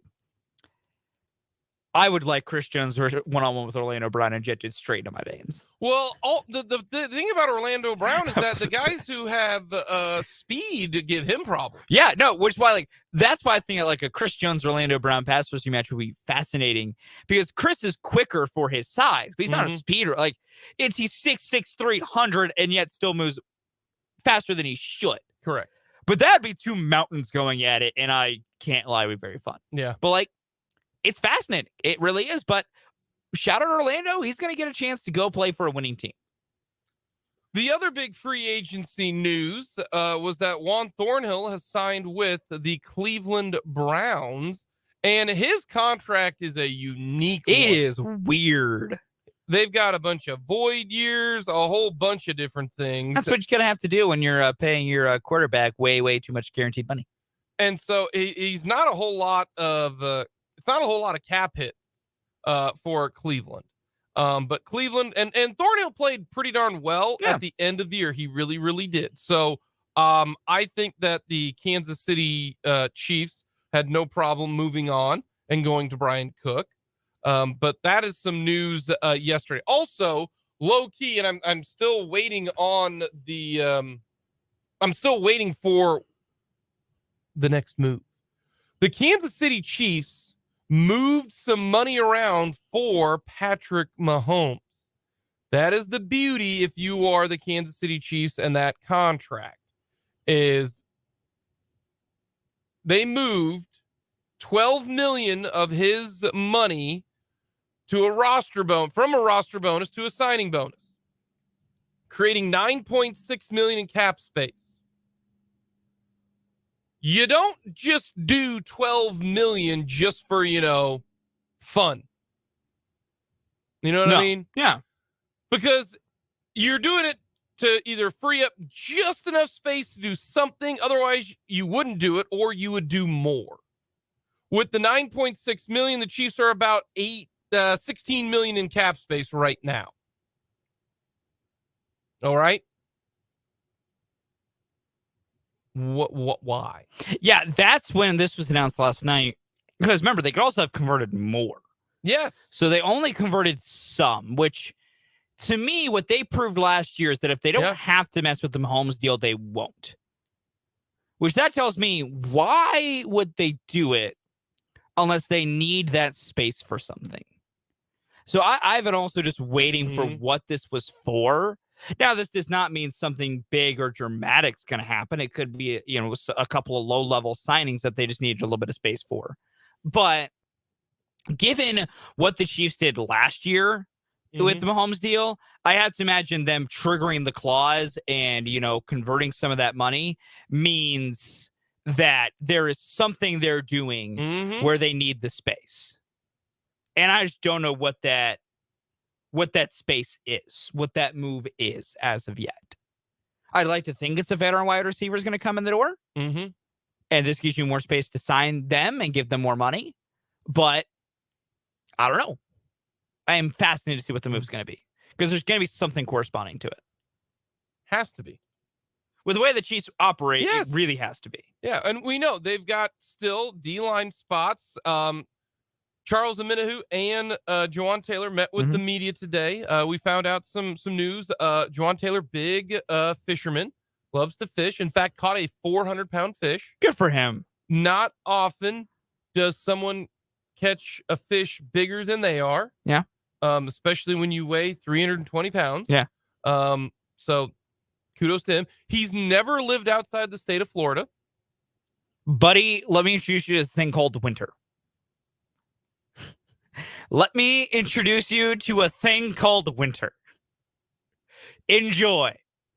Buy a lot of parkas. Yeah. He's going to be ultra sensitive to that first cold shift. I had a teammate of mine. Oh, no. When I was playing at Washburn. He was from Palm Beach, West Palm Beach. Okay. He played linebacker, defensive end. Had never left the state of Florida. Oh, no. Never even left the state of Florida. He came here. Came and played at Washburn. And he grew a beard because he thought it'd keep him warmer. It's not wrong. I was like, I mean, I understand kind of where you're coming from. You don't know any different. Yeah. But yeah, I thought that was fun. KU and Howard continuing to score at will. This game's going to get to like 200 combined points. It's already at 106. 15 minutes to go in the game. Let me rephrase that. 3 double-figure scores for KU. Grady Dick with 14. Jalen and KJ Adams each with 11. DeJuan Harris with 7. McCullough with 8. They're just outscoring Howard. They're not stopping Howard, really. Howard keeping up with KU in the second half. It's a 10-9 second half. So right now, KU in control pretty comfortably. Mizzou leads Utah State 55-51. And another game just tipped off. Alabama taking on the Texas A&M Corpus Christi Islanders. And it is all Bama early on right now, up 9-2. Coming up next, because we aired the K-State press conference, we didn't get a chance to do Everyone Loves the List. We will get to that. Our favorite team tourney runs. We'll get to that coming up next here on Mic'd Up.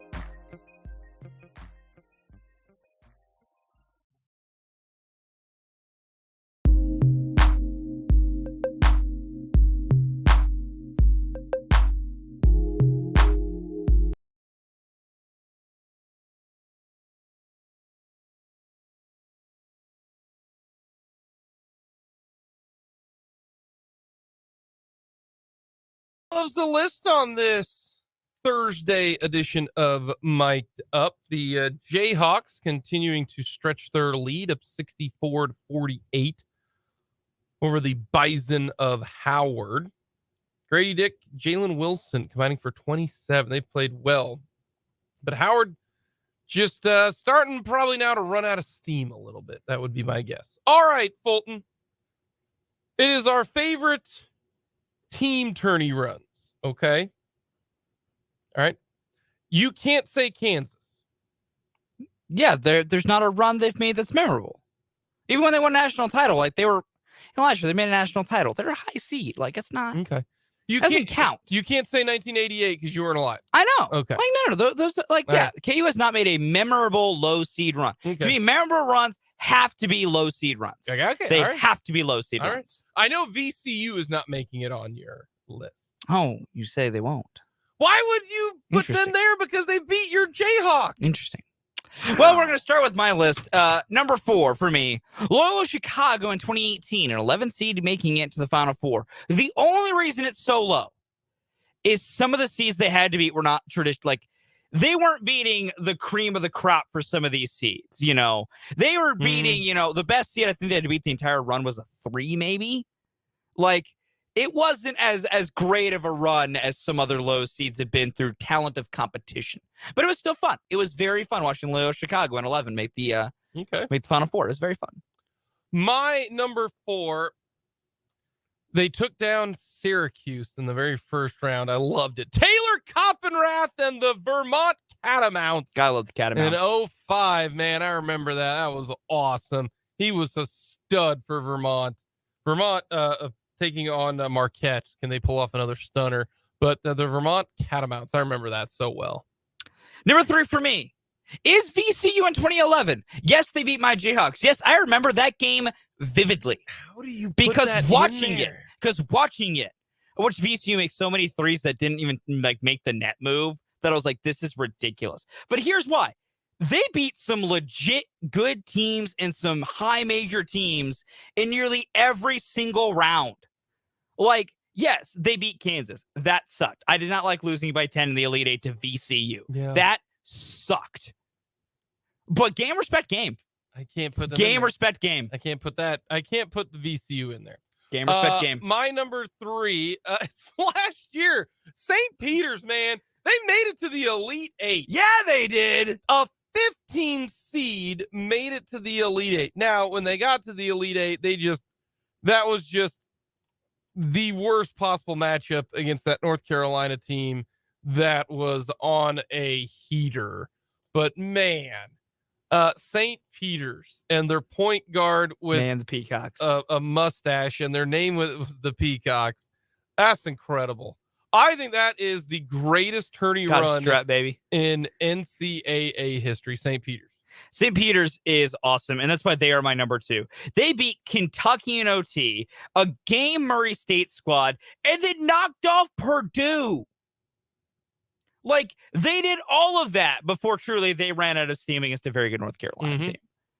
But they were the first 15 ever to make the Elite 8. Yes, they are my number 2 as well. My number 2, it's really the first big double-digit seed that I remember going to the Final Four.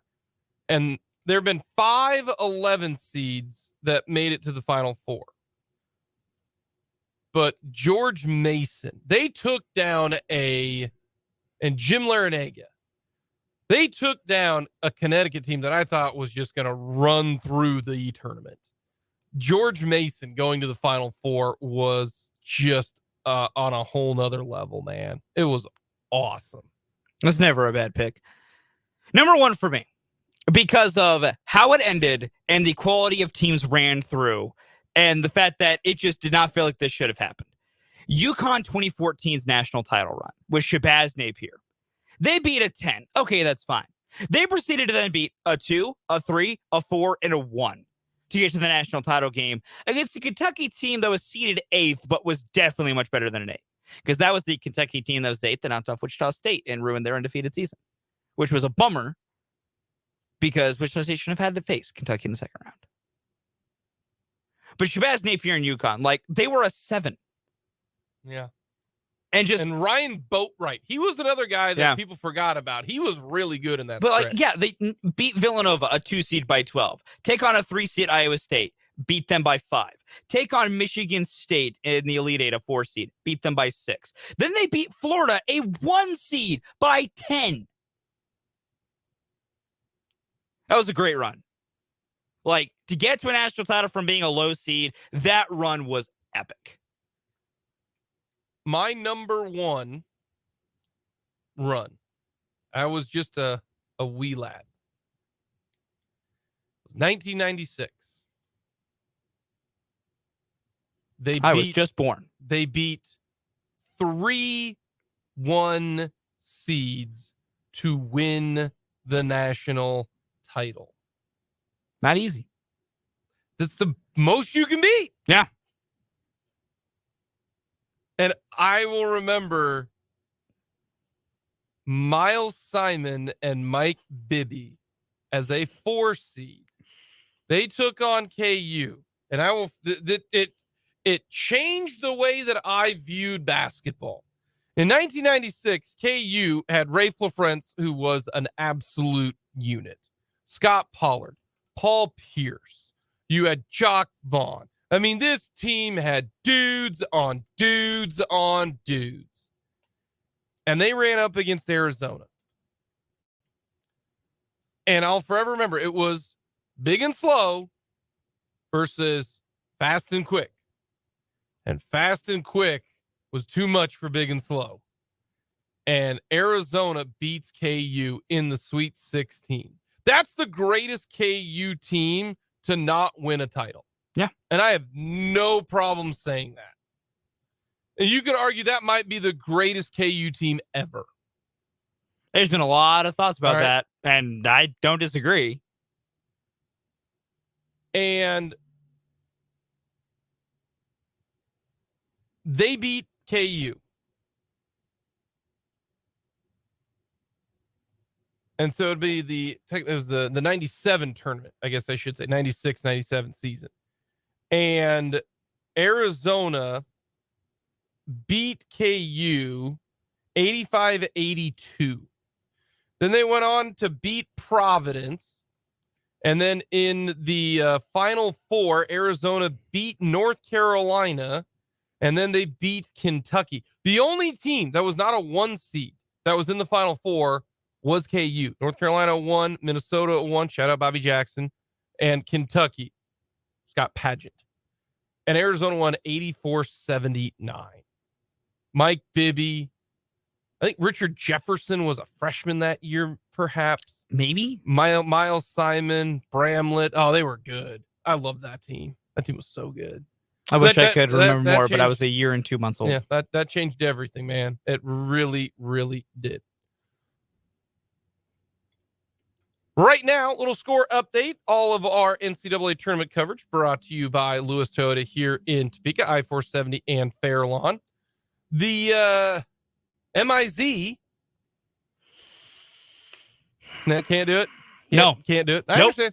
Nope. Honestly, if you did do it, I would question you. You should. No, if you know, there's always those jokes on Twitter of like, what would you tweet to let someone know that you were hostage or something like that?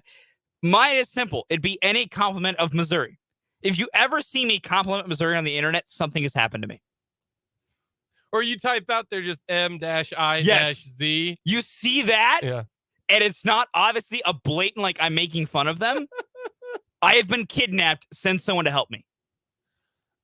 Missouri up now by 11, beg your pardon, 67-56 with 3:45 to go. Utah State, come on, what are we doing? Bama's up 4 on Texas A&M Corpus Christi. Shout out and the Islanders. College of Charleston and San Diego State.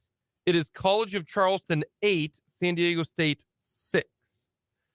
KU is starting to be rude. Is rolling along now. It is 71-52.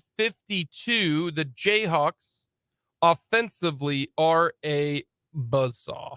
They are 50% from the field, 6 of 15 from deep. So that means that of their 28 misses, 9 of them are coming from the 3-point line. So they are crazy efficient inside the arc. Grady Dick, has he had a double-double this year? I think. I'd have to look. Let me see if I can hunt that down. Has he gotten 10 rebounds before? Let me see if I can hunt that down. Well, let's see here. I think he has. The answer is no, he has not. Really? So this is the first ever. He's had 9 a couple times. I don't know. Good for Grady. So Grady Dick, his first ever double-double, because he hasn't had 10 assists either. Yeah.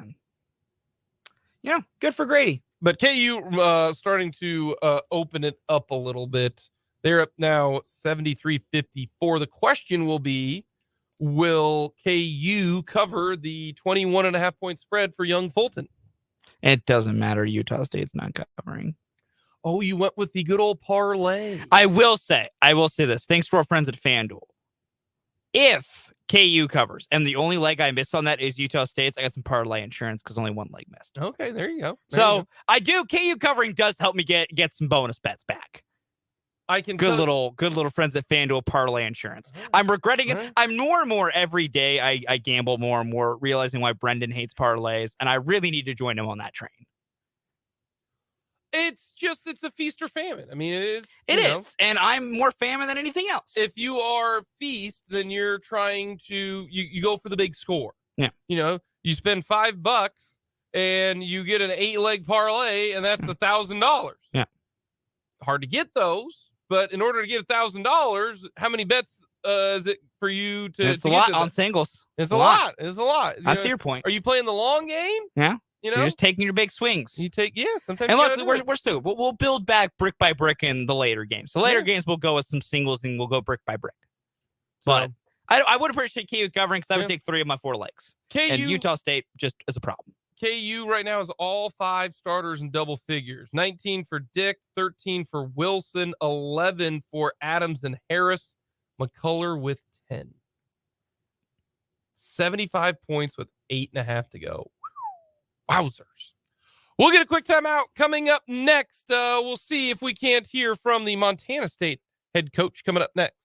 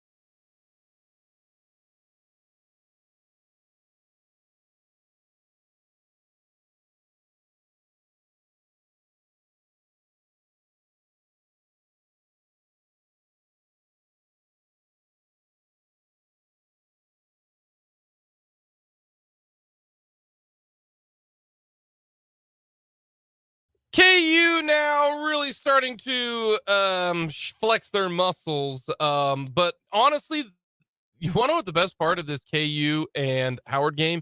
It is that Kevin McCullough looks like Kevin McCullough. Oh, yeah. 10 points, 7 boards, 5 assists, 2 steals, and a block. There's a reason why KU got housed by Texas is because they didn't have 10.7 rebounds, 5 assists. And you had Joseph Yesufu in there, who in his stat line right now in this game, he is 2 for 2 from deep. Good for Joe. No other stats. Yeah, that checks. No rebounds, no assists, no steals, no blocks, no turnovers, no fouls. Literally just standing out there at the 3-point arc. So they need Kevin McCullough. Yeah. So important. 10.7 boards, 5 assists. That is huge for and that Grady Dick went 3 of 5 from deep, shooting it well from Des Moines. That is a big plus as well. So that is my number one takeaway from KU and their now 21-point lead over the Howard Bison. I feel bad for people who have KU plus 21.5 because KU's about ready to put in the not very good guys, and I'm gonna guess that they're not going to extend the lead. Yep. Sorry, Fulton. Listen, you win some, you lose some. Yeah, I they don't rode call high. They don't call it winning. They call it gambling. You know, I was riding high on my Maryland and my Furman covers. We couldn't have it all, and I'm more mad at Utah State than I'm mad at KU. Yeah, they're getting housed right Yeah, now. they're getting like this game was like a 2-point game Yeah. for so much, and then all of a sudden they just stopped scoring. Well, no, I think Missouri also started hitting some bombs. Missouri I'm gonna pull up the stats of this game real quick. Missouri can flat out score. They can. They can score. So Mizzou now up by 13. Utah State didn't hit a 3-pointer in the first half. That's the difference in this game. They're 4 of 24 from threes, Utah State. That's the game. Yes. And it happens. Like Utah State is having an uncharacteristic shooting night. Meanwhile, Missouri is 10 of 25 from 3. They're 50% from the floor. But if I believe they're that's what they do. Yes, no, this is what Missouri does. Yeah, they score. Just Utah State could have fought better if their 3-point shot was actually falling. But when you're a team that likes to score and part of that scoring is from the outside and you go 4 of 24, it's just ball game. So Missouri likely facing Arizona in round number 2. That'll be a good one. That should be fun. That'll be a good one. Arizona's size and pace will be fascinating in that contest. How does Missouri handle some of their big guys down low and how fast Arizona likes to play? But I mean, high possession games for Missouri team likes to score. Arizona is big. Yeah, they're really big. That's why I would have loved to say Princeton don't give him a shot. Princeton doesn't have the size. Like Tosin Ullman is not going to have the kind of day he can have because I think even though he's at 6'9", it's just he doesn't stretch the floor. He's great passing from that point forward position, but it bums me out. I like it when the Ivies can get at least one win, and that's just not going to happen this year. Which that game coming up at 3:10. So you can watch a Wildcat murder a Tiger. Yes. KU now up 80-60. Still not putting in the bench guys yet. I'm staring at Grady right now. Still not doing Norm that. ain't calling off the dogs just yet. Come on, Norm. Keep him in there. You know what to do there, buddy. Bill Self, to be determined Saturday. He did tell Brian Haney today that he feels like he has a chance for the game on Saturday against either Illinois or Arkansas. I have seen some people say that Illinois was the tougher matchup for KU than Arkansas. Intriguing. I don't agree with that. Arkansas shot blocking is why I feel like the problem is. Like, I think there's some more inconsistencies in Arkansas's game, which, maybe the more consistentness of Illinois is there, but Illinois also historically has really crappy first halves this year, and the second half was where they make their plays. And if KU gets up by enough in the first half, well, it's probably close to game. And also KU, great second half team usually. So like I don't necessarily agree with that. Not that anyone in their opinion is wrong on what could be the tougher matchup, but that's why I feel Arkansas prevents more issues. And for a KU team that needs to get buckets inside because their perimeter shooting is good but not great, dealing with two very good shot blockers is a problem. Like Jalen Wilson likes to drive inside and score at the rim. Like that's going to be hard to do if he's got two dudes who like to spot shots. Yeah. But Illinois, Yeah. that was interesting. It is. Final score, Missouri gets the win over Utah State. And right now, the College of Charleston up on San Diego State, 13-9. I hate this matchup. You want to know why? Why? Because it's mid-major versus mid-major. I don't like that at all. You like making it to where you can have mid-major versus high majors in tertiary matchup? That's why I like Miami Duke. You mean Miami Drake? Or Miami Drake. ORU Duke. Same thing. VCU St. Mary's. Don't give me that. I don't want that. I don't like it. I don't like it one bit. That's fair. I see your point. That's the bigger thing. I see your point. I want something different. I mean, this is still different. When San Diego State and Charleston are never going to play each other. No, but it's still mid-major versus super mid-major. I mean, yes, but like the point still stands. Like they'll never play each other. By the way, Alabama now on a heater. Oh no, how's Alabama doing Alabama things? They've scored 39 points. Oh boy. And there's 7 minutes to go in the game. In the half. Yeah, Alabama on that real Alabama heater. They're not even trying to play defense right now. Nobody is. Like that's honestly incredible. That really, really is. The 116 is very much turning into what they usually are, which are, sometimes close early, they get a little intriguing. And then the bigger one just starts to really pull away because that's what happens. That's just the way things go. The over has hit in the Howard KU game to my to your chagrin, to my not liking it. I did not think that that KU would score this easily. Yeah. But Howard also, I did not think they'd score 63 in the game. But yeah, there they are. Look at them. It happens. They're trying, doing such a good job. So proud. It's been just such a fun start to the it's tournament. been great. Like this is the best day. We've had a few years these where two games have been, or these 2 days are just awesome. Well, and the thing is, we've had years before where the Thursday opening games, those Thursday afternoon games, are just chock full of blowouts, no upsets, nothing's really close, and it's just like, it's kind of eh. Whereas this one, like we've had one blowout so far, and it's been KU Howard. And now it's Alabama, Texas A&M, Corpus Christi. Correct. So. Yeah, KU up 21. This will be a fun one to follow to see what happens. Vegas this is so cover good. is going to be interesting. Yeah. It really will. I would like it. It will. We'll get a timeout. We'll finish off things here from the studios before we send it to Des Moines for 580 Sports Talk with Dan and Brendan.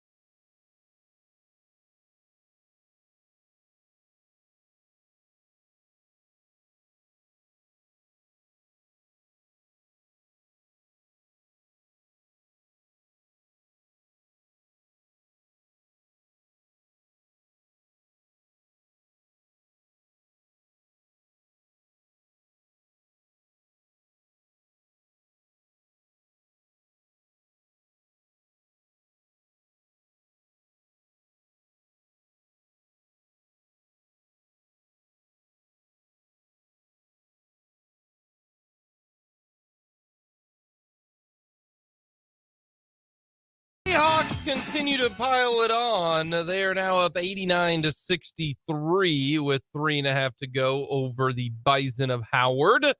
Howard hung with the Jayhawks for about 15 minutes, and then it was curtains after that. We got a lot more coverage for you coming up from Des Moines with Dan and Brendan. But Fulton, what do you got for your mic drop?